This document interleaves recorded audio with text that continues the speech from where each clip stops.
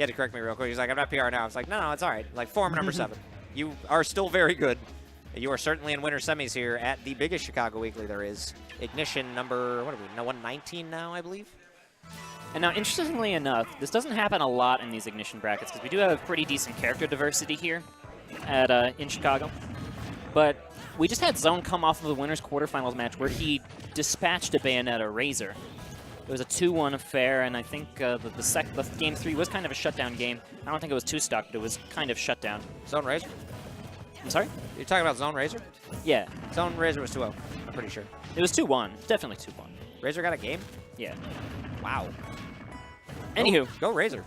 Point is, let's see how Zoan's tech in that matchup versus Razor applies to this very different style of Bayonetta in Tyroy. Versus Razor, Zoan was just really good at controlling space.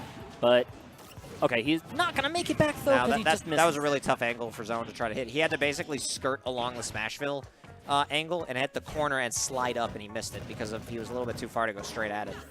Tyroy, much better at edge guarding these bigger characters than just about any Bayo there is in the world, to be perfectly honest with you. Tyroy recently ranked number 40 on the V4 PGR, so he has been on the up and up. Although he's had some difficult matchups today, played against Bushi to get here, which for Tyroy, and there's just one of those things you shouldn't be doing. There's some of them flubs. Call that a game 1 flub, as he's just going to carry Mewtwo up, put 80% on him. But Tyroy Bushi always plays Tyroy close because he's former Bayo main, knows the character very, very well. Even though he's not even PR, former PR. So Tyroy has had a lot of close calls and some very different matchups than what he's used to today. Definitely. But Tyroy, he's looking pretty clean. Don't forget, he's coming off of a win at MSM in SoCal on Monday, where he visited after Genesis 5. Oh, and the footstool missed. That would have killed. Oh, yeah. Sure. All right. Sure.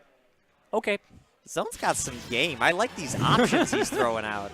It didn't work, but that's one of those where you're like, I respect that. Yeah. If you fell for that, I would have killed you. But yeah, you got me. That's game 1. I'm pretty sure Tyroy's eyes bulged out of his head briefly when that paralyzer came out. Like, oh, you know how to do this. Oh, boy. Like, I've labbed that at home for a couple hours. I've done it like twice. It's hard to do. Like, very, very hard to do. So if you can do that consistently in a game setting, like, that's scary. It's a little easier to do on Bayonetta because she's so tall. Good. Characters need things. Different characters have different hurt boxes, of course, which makes it... Like, Bayonetta's so tall, it's really easy to land the footstool on her. But the tricky part about the Nair footstool combo is knowing where the Nair is going to knock them out. Because depending on how many times they get hit by the Nair and which one is the final hit of it, it knocks your opponent a different way. And which way you're facing, of course. So you have to calculate all of that when you follow up with the footstool. Yeah, you get a little bit more used to it when you play a lot of the character, but it is very tricky to pull off. It does work on Bayo since she's tall, like you say. Obviously, Bayo has no losing matchups in this game. That's pretty much confirmed. Maybe Cloud is 50-50, but, like, Bayonetta, a good character. Pretty damn good character. The only characters that Nair Footstool Disable doesn't work on, to my knowledge, are Diddy Kong and Meta Knights. Yes, Diddy Kong because Diddy Privilege. And maybe Olimar, I forget. I don't think it works on Kirby either, although that'll come up a lot less frequently. Right. For the same reasons as Meta Knight. They're virtually identical character models. The most applicable of those is, of course, Diddy Kong. I have Mewtwo as, like, the secret character that might make your percentages a little bit better than completely unfavorable against Bayo. Like, obviously, you'll see a lot of Diddies and a lot of Clouds have success against Bayonetta. Occasionally, you'll see some other characters. Oh, baby! Oh, the Paralyzer. He's going for a ride. Goodbye. Tyroy's going to lose that's what Zoan was so good at versus Razor earlier. He just understood Bayo's movement options when you could dab kick, where you'd be, and punish accordingly, where you would afterburner kick. Okay, that, I think, was Nair killing him off the top? That was back air. Oh, that was back. Back air, DI'd up. All right, yeah, that was understandable. Have a nice Much day. more understandable than Nair. I was like, that was a Nair? What the? But that's what Zoan's good as I say, as he, of course, gets obliterated in a stop.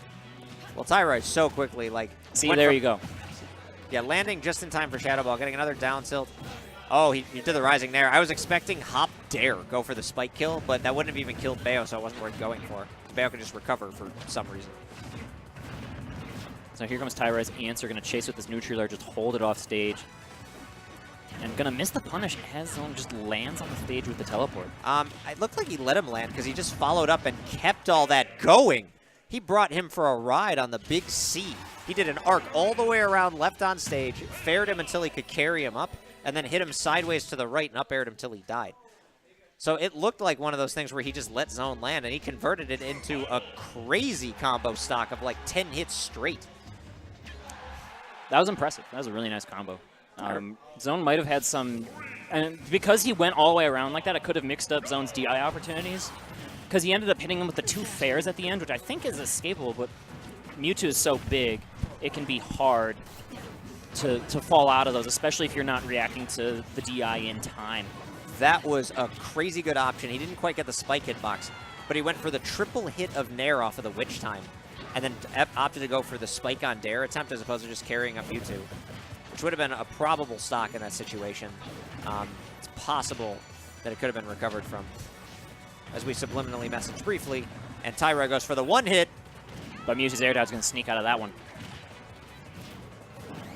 Oh, okay, going for that up smash on the platform. That can cover so much space, but all right, everyone's landing here. But Mewtwo he went really aggressively for that top platform. I'm not quite sure why he chose to do that. If I were Zoan there, I would have held onto the stage. Up smash, catching Tyroy on that side B upward.